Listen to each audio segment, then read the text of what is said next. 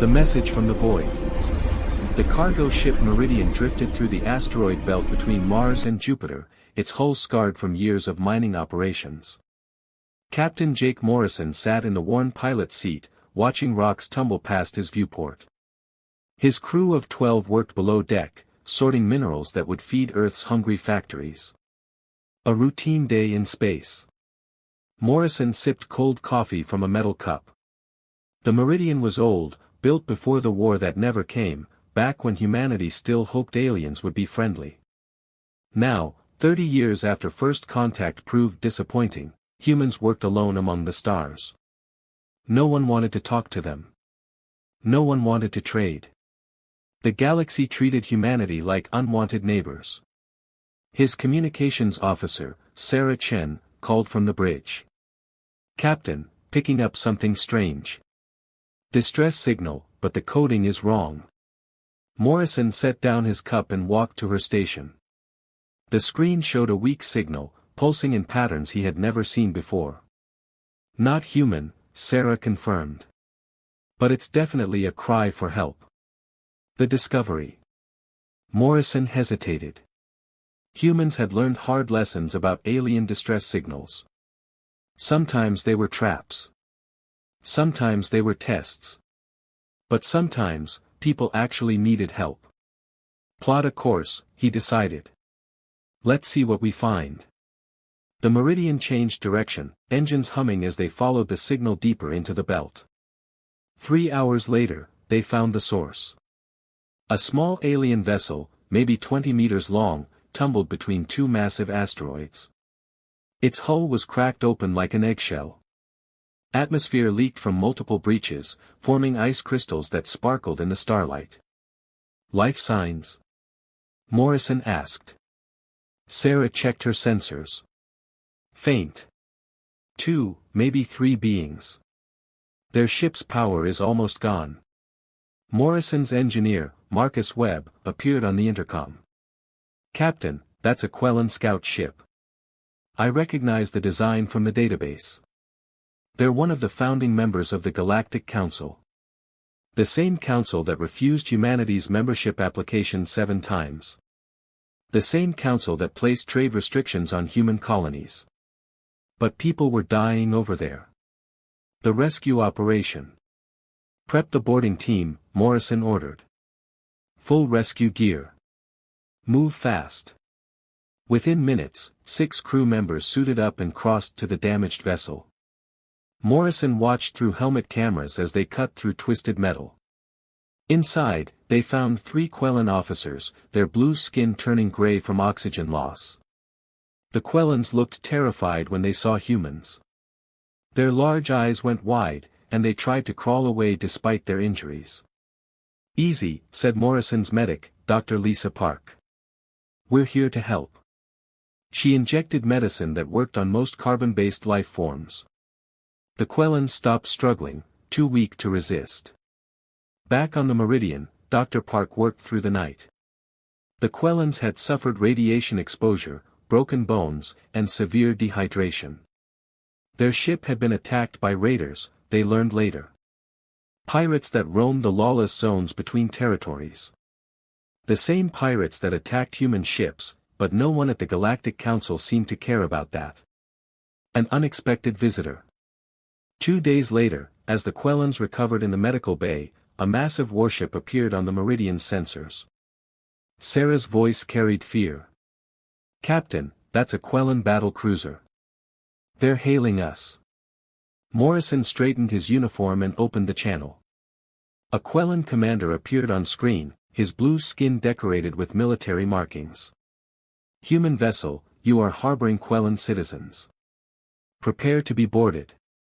"We rescued 3 survivors from a damaged scout ship," Morrison explained calmly. "They were dying. We provided medical assistance."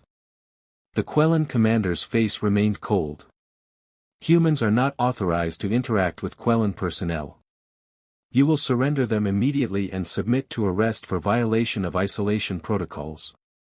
Morrison felt his jaw tighten. "Isolation protocols? We saved their lives." The commander's expression didn't change. Quellan law forbids accepting aid from non-council species. You have contaminated them with your presence. They must be quarantined, and you must be punished for interference. The stand. In the medical bay, the 3 rescued Quellans had regained consciousness.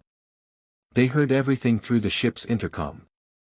The youngest officer, whose name translated to Swift Sky, struggled to sit up despite Dr. Park's protests. "This is wrong," Swift Sky said in broken Standard. "They saved us. We would be dead." Morrison considered his options.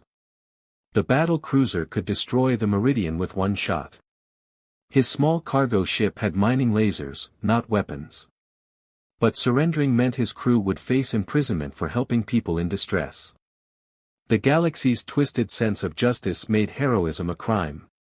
"Negative," Morrison told the Quellan commander. "We provided humanitarian assistance. We violated no legitimate laws. If you want your officers back, you can dock peacefully and retrieve them. But my crew did nothing wrong."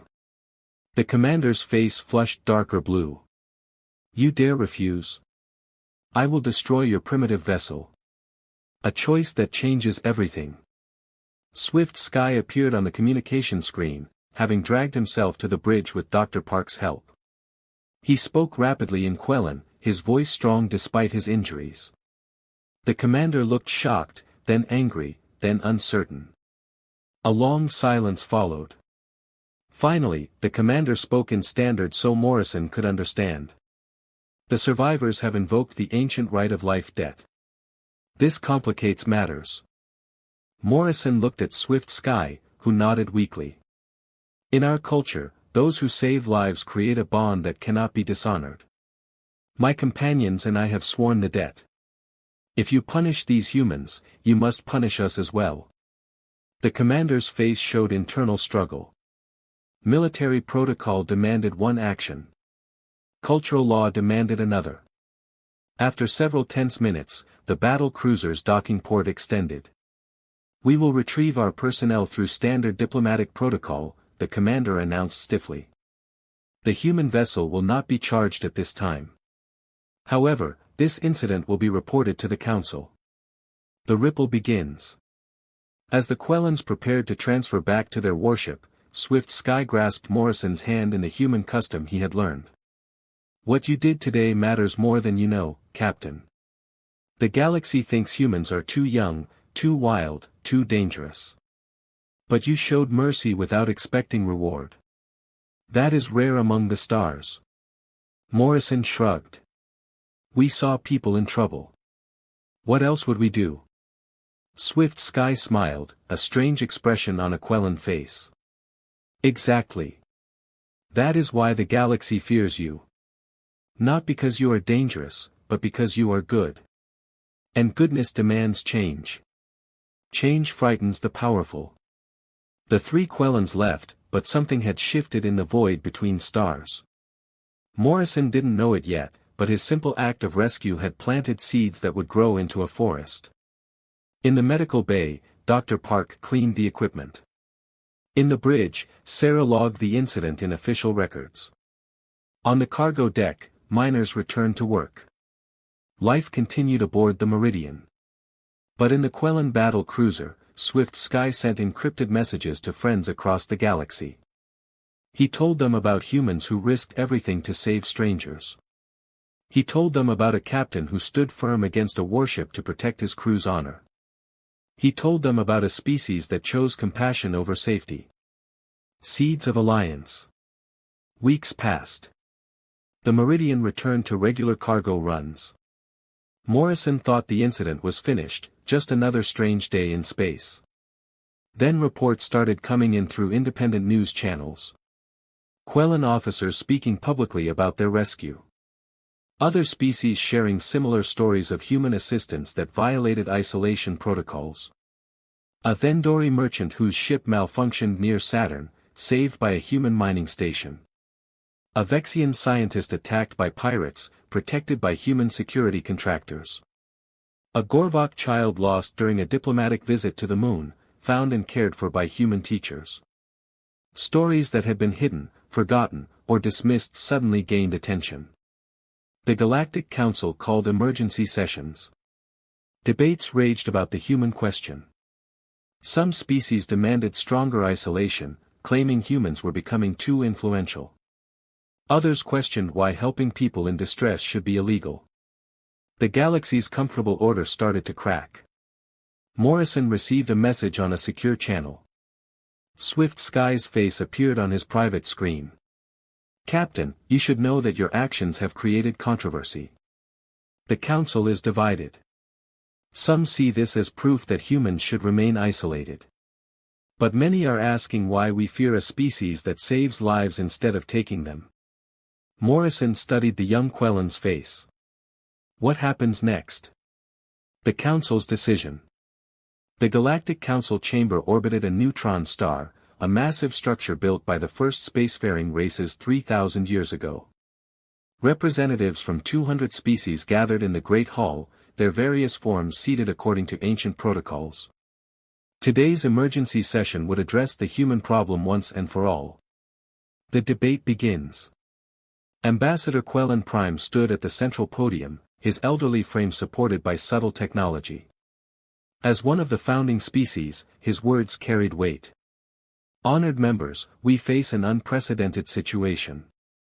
The humans, despite our isolation protocols, continue to interact with Council species. They claim humanitarian reasons, but we must consider the implications." Holographic displays showed incident reports. Human ships responding to distress calls. Human stations providing emergency medical care. Human colonies offering shelter during natural disasters. Each action violated protocols designed to keep the young species contained. Yet each action saved lives.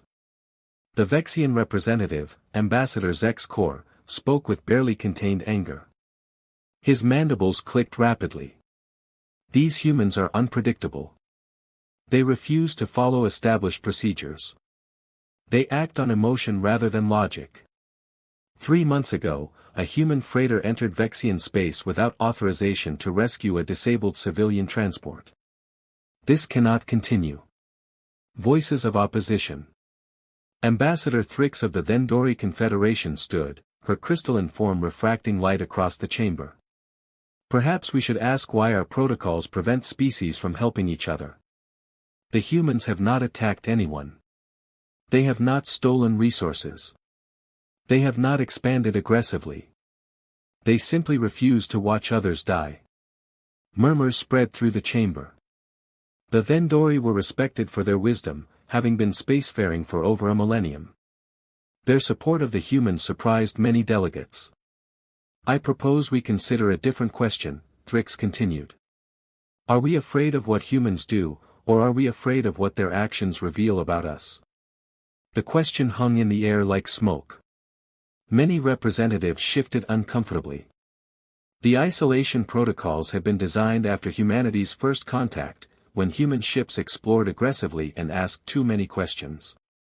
The established powers feared disruption. But over 3 decades, humans had proven less threatening than imagined. The human perspective. Ambassador Elena Rodriguez represented Earth at these proceedings, though she held no voting rights.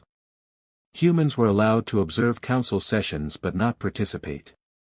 She sat in a designated area separate from full members, a constant reminder of humanity's outsider status. Today, however, she had been granted permission to address the assembly.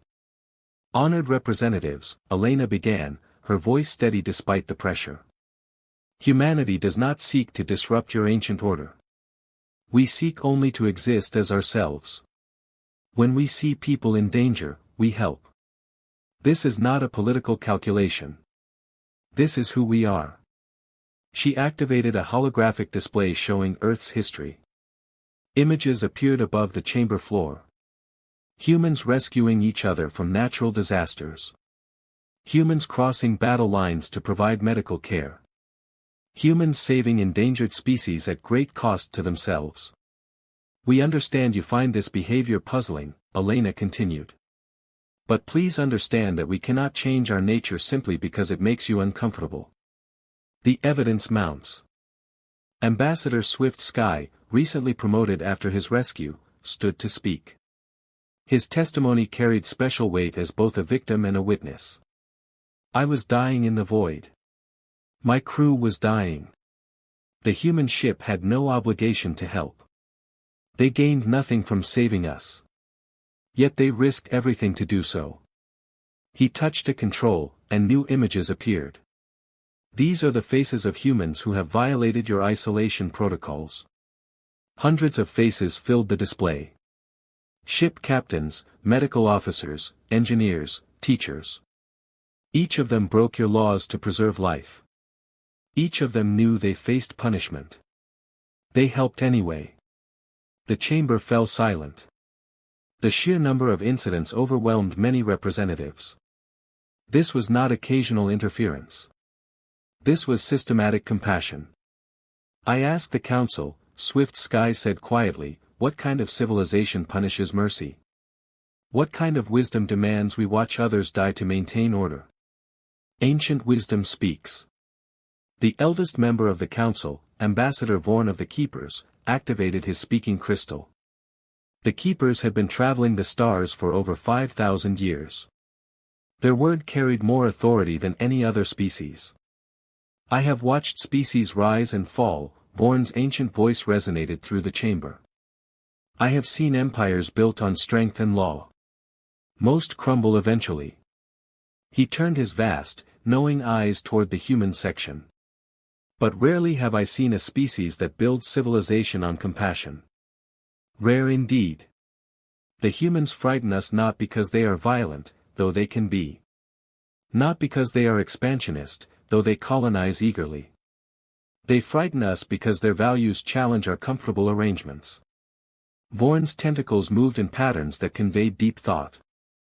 We have created a galaxy where it is illegal to save lives across species boundaries without proper authorizations. We have made bureaucracy more important than breathing.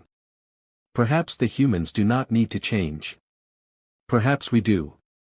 The Underground Network. While the council debated, something remarkable happened across the galaxy. Species that had benefited from human assistance began speaking openly. Social networks, long dominated by established powers, flooded with testimonials. A Gorvok mother whose child was saved. A Thandori captain whose crew received emergency supplies. A Vexian scientist given research data freely when others demanded payment. On Earth, people watched the council proceedings through live feeds.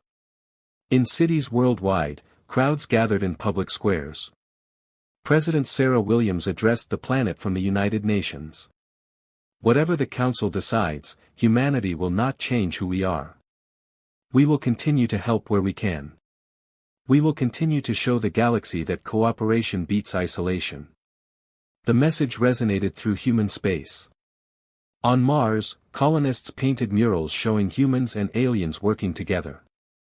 On the Moon, students wrote essays about their hopes for the future. On distant mining stations, workers shared their own stories of helping alien ships in distress. A fracture forms.